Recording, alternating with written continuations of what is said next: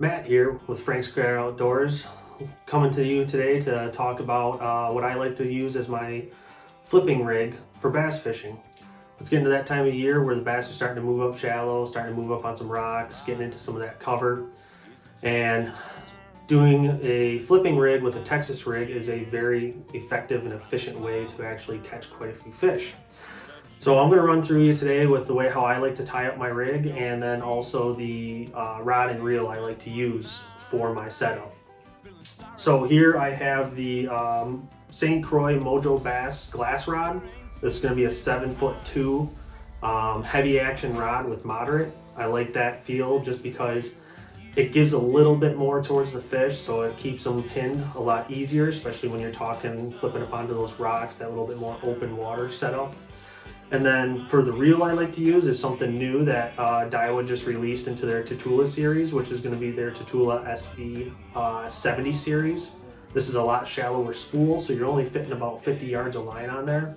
So when you're doing a lot of flipping and stuff like that, you don't backlash near as bad as that, what you can with those larger, deeper spools. And then for the line, I like to use a 20-pound Seaguar Invisex. That fluorocarbon just works really well for me. So now I'm going to go through and show you how I like to tie up my rig. First, we're going to start with a Arnold bobber stop. You can pretty much use any type of bobber stop or stopper of any sort. This is just going to help keep your weight pegged towards the hook itself. These ones are real simple. You can just thread your line right through the wire there, and you can just slide it right off, right onto your line. So then that bobber stop's already on there. Once you get your bobber stop on, you can use any type of weight you want.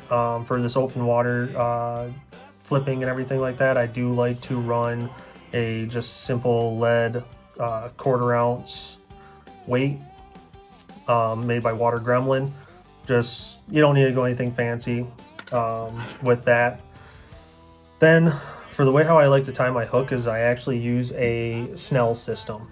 I'll show you why in a second here once I get this tied up, why I prefer the Snell system on these flipping hooks rather than just tying a regular fisherman's knot or Albright knot or anything like that.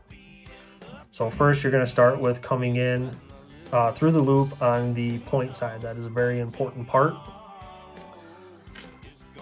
Then the Snell knot I like to tie, you just run a good tag end out the back end of it. You're going to come back around and it's going to create a loop in my fingers there.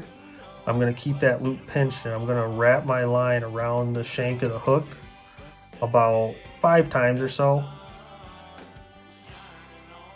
So once I get my wrap around there, I'm going to hold this line with my fingers and actually bring my tag end back through to come through this loop that I left. Then as we kind of hold all this tight, we're going to grab the main line and cinch that loop down. Then we're kind of going to give it a nice tug. So then basically what that does is you get a nice even wrap right there. That Snell is going to hold no problem and it's going to work out very well for you.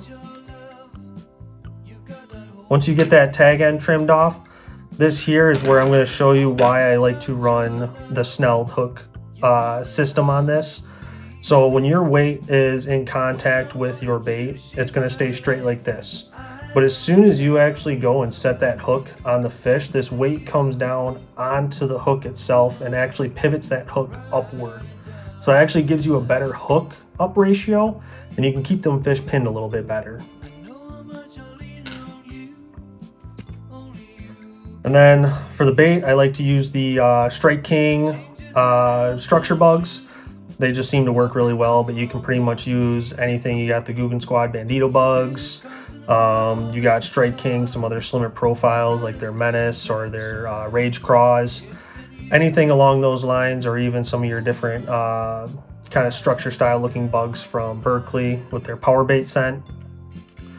So you're pretty much just gonna thread this pretty easily.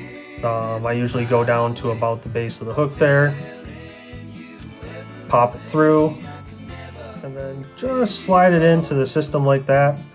So then that way it can keep pinned. And then